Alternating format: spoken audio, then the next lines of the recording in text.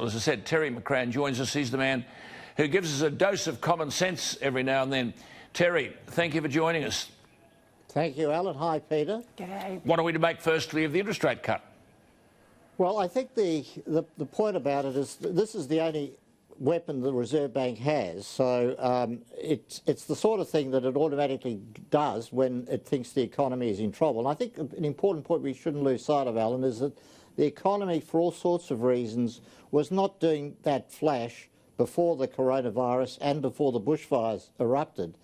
I think the bottom line with this whole state of play is that no one really knows where the coronavirus is going to go and what impact it will have in terms of the global economy, setting aside the health aspects. And a very important point I think we shouldn't lose sight of in your comment about when you look at the 90,000, set that against flu deaths and infections a year, the real worry I think in the Australian context is that this happens in winter. So if we get a normal flu season and we get the coronavirus, this will be like a supercharged negative for flu. But the second point, which you've made very well, is that there's very little that governments can do in terms of, and the Reserve Bank, in terms of addressing the specific issues generated by the coronavirus. I mean, we can't restart the tourists coming here via an interest rate cut. We can't start the education sector going again. And so not only are they lacking a lot of firepower, that firepower isn't very well directed at attacking the sort of issues that the coronavirus raises. So what does business do, for example, just keeping things simple, as the dollar against the US dollar collapses by about a fifth, and so the imports are dearer? What does the businessman do here, notwithstanding the fact that many of these imports come from China anyway, and they've got a real problem on the supply chain? But what does he do? Does he squeeze his profits, or does he pass it on to the consumer, in which case, of course, the standard of living collapses? How do you resolve that dilemma?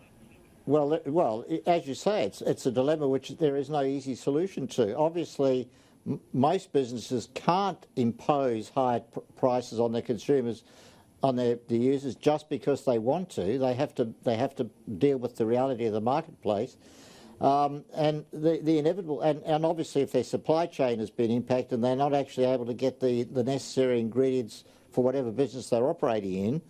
And this is, I think, this is the big thing about this whole dynamic, is that China, we've allowed China to become so fundamentally important, such a cog in the whole machine for our entire economy.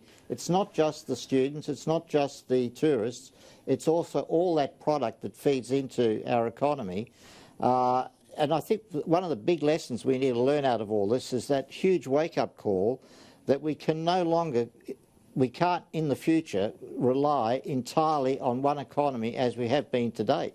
Terry, I was going to just ask you on that very point. I mean, clearly, if coronavirus had emanated in another country other than China, we wouldn't be in such difficult straits. But we've got so many eggs in the China basket right across the economy. So how do we extricate ourselves? Because I tell you, I've been there when universities were warned 10 years ago, not about just foreign students, but about the ratios of Chinese students. We know manufacturing's all, at last minute, so it relies on the factories of China.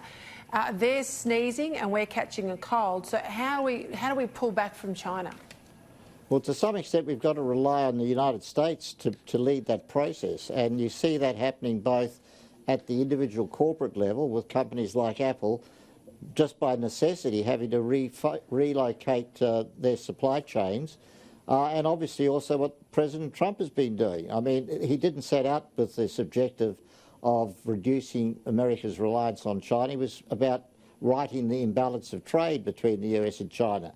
But the whole world is going to go through a process when we come out of this short-term negative about how we actually make, it's not just about making trade fairer, it's about making the whole process of the way the world economy work to the interests of the people that are actually participating. See, Terry, there are people watching you, and you are very highly regarded and have been for years in evaluating this whole economic situation.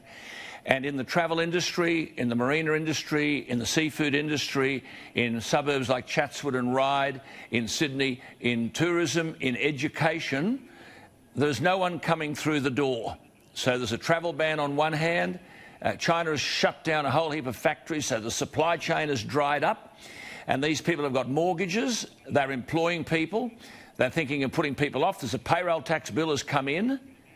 What does someone like you who've seen these things for years, what are you saying to these people? They are employers and they haven't got a quid, and there's no prospect of them getting a quid tomorrow or next week. Well, clearly, Alan, if survival becomes the #1 dynamic that you have in any business or indeed individuals, to the extent that you have to trim your costs, you have to cut back on your variable costs, you probably have to think about cutting back on your fixed costs if you can as well. And you know, it's a cliche, but obviously it's part of the process.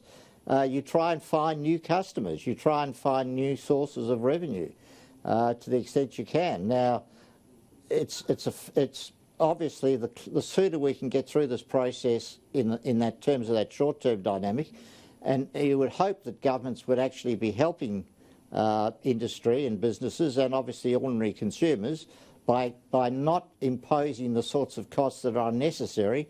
And we all come back to this issue every time we talk about this, which is the central cost for anybody, which is unnecessarily high power prices. You would hope that governments, you know, would be a wake-up call. We don't want Kevin Rudd and Julia Gillard on the sort of the COLA and the mad spending packages and so on, but Scott Morrison is talking about some targeted support for these people who, through circumstances completely beyond their control, are unable to know where to turn next. Is that something you'd support? Absolutely, and it's something, in a sense, when you know, the Reserve Bank rate cut isn't going to make a big difference to, when you actually net it out, you hurt the savers, how much of it just gets washed away in terms of how bigger loans and higher prices for property.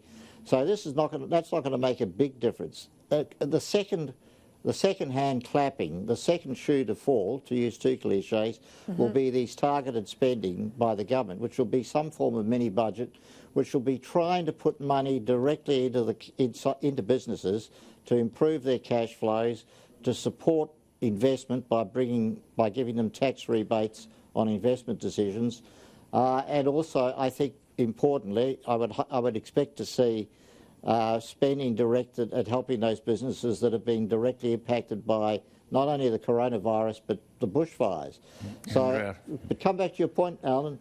Both a limitation but also a saving grace is that this government can't embark on the sort of huge spending, the pink bats, the school halls, not only the huge dollars, but the stupidity of that spending. And that's simply because there isn't the money. But the problem, Terry, I think, is you can have all of these incentives to business, cash flow support. Most of it, I suspect, will come in the form of short-term, low-interest loans as opposed to grants, which is not that great for them, I know. But I sense a real reluctance of the consumer to spend. I think they're watching all of these rate cuts by the RBA. I think there's a level of nervousness, particularly everyone understands that a lot of our jobs go back to some sort of Chinese economic influence. So is there a real worry that Australians will fall into or talk themselves into a recession on the back of this? Well, absolutely, Pete. I'd be hesitant about using that word recession now in the narrow sense, but clearly the whole world is facing a serious economic slowdown. I mean, if China, which has been the engine of world growth, both in terms of buying product from us and generating demand generating product across the world, if China is heading for a very serious slowdown this year, which is something we haven't had this century. So it's not just Australia, but yes, I mean, there is, at the end of the day, there is no magic button that either the government or the Reserve Bank can press which can make consumers confident and spending that money. And not long ago, Terry, in another world, I played the role in Annie of President Roosevelt. And it was Franklin Roosevelt who said, the only thing we have to fear is fear itself. it may well be that the fear factor is more damaging than the virus. Well, I'd agree with that, of course, Alan, but I'd add another point, that we also have to fear absolute stupidity, particularly on the part of governments. And again, I'm talking about embracing, you know, like your plastic bag example, like the insanity in relation to the power industry, like the insanity of signing up to the pointless Paris climate targets, all of which are extremely damaging, all of which achieve nothing but exercises in virtue signalling.